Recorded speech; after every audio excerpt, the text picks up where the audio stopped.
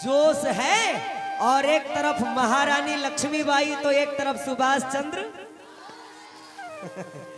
तो एक तरफ हमारे सुभाष चंद्र बोस के जवान लोग बैठे हैं पश्चिमी चंपारण की धरती पे, और तो एक तरफ महारानी लक्ष्मीबाई की सेना बैठी है। एक बार हो जाए निशा जी, आपको एक मौका देता हूं, एक बार ऐसी जय घोष हो कि आवाज कम से कम गंगा पार तक जानी चाहिए, है कि नहीं? एक बार सभी लोग जयकारा लगाएंगे, दोनों हाथ पर उठा के बोलिए। पहले ये लोग नहीं, ये लोग बाद में बोलेंगे, थोड़ा सा पहले आप लोगों का देखना है। हाँ, आप लोग रेडी हैं?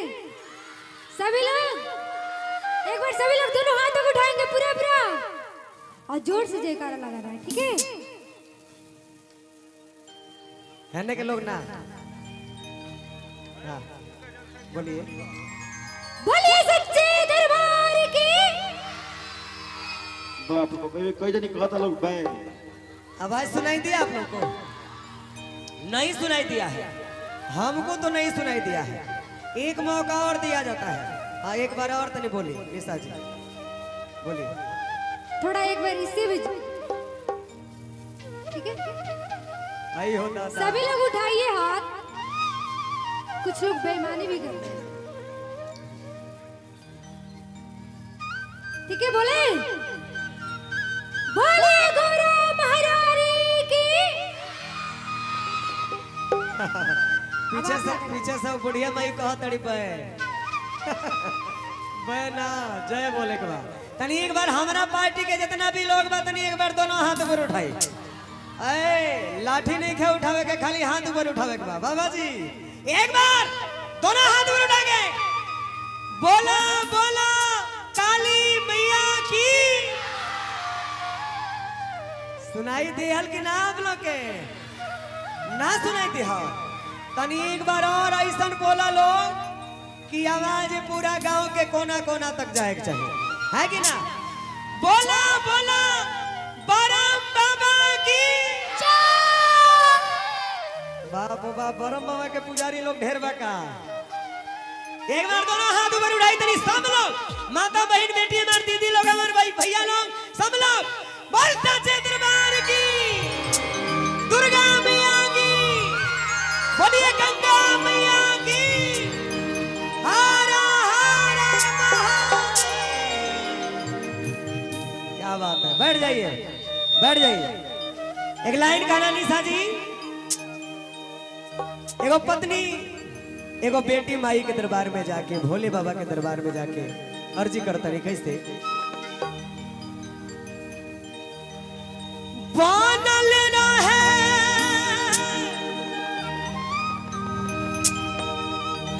अरे नहीं हराए बाबा, हरे बनल रहे ससुरा,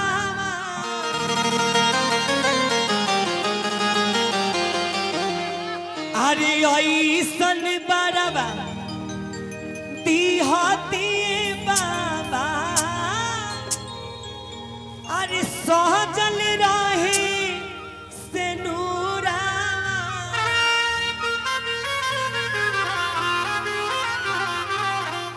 शिवरात्रि के दिन बा एगो भक्त बाड़ी माई के दरबार में जाके है निशा जी के जैसे भोले बाबा से ही मांगत अड़ी, का वरदान मांगत अड़ी कि बनल रहे नहीं हरवाए बाबा,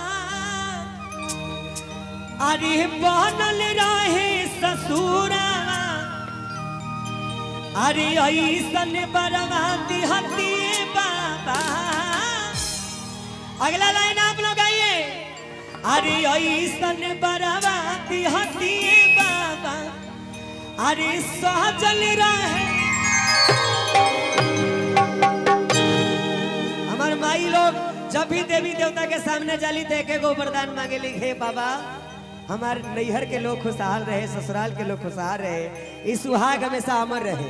एक बार तनी दोनों हाथ उठाई, बोलिए बाबा भोलेनाथ की जय। ताली बजा के हमारे साथ गाइए निशा जी कि बनल रहे नहीं हराए बाबा, बनल रहे ससुरावा,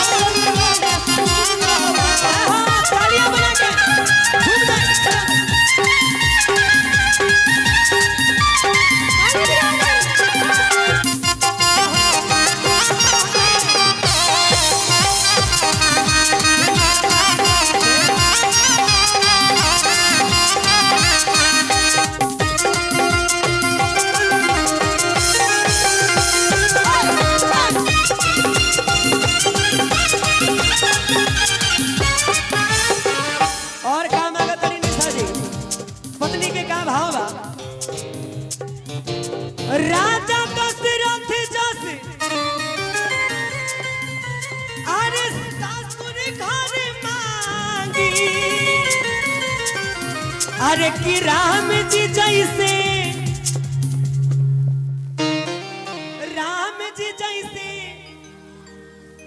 का अरे बारावा लेकिन ऐसे मजा आई ना। अच्छा ये बताइए हमारा पार्टी के लोग कितना लोग बा आ कितना लोग हमारा पार्टी के लोग ठुमका लगावे नाचे कूदे के जानता। तनी खड़ा हो जा लोग 1 मिनट खातिर खड़े हो जाइए खड़े हो जाइए। निशा जी आपके दल के लोग झूमने वाले हैं कि नहीं? ये लोग तो खड़े हो जाइए आप लोग। क्या बात है।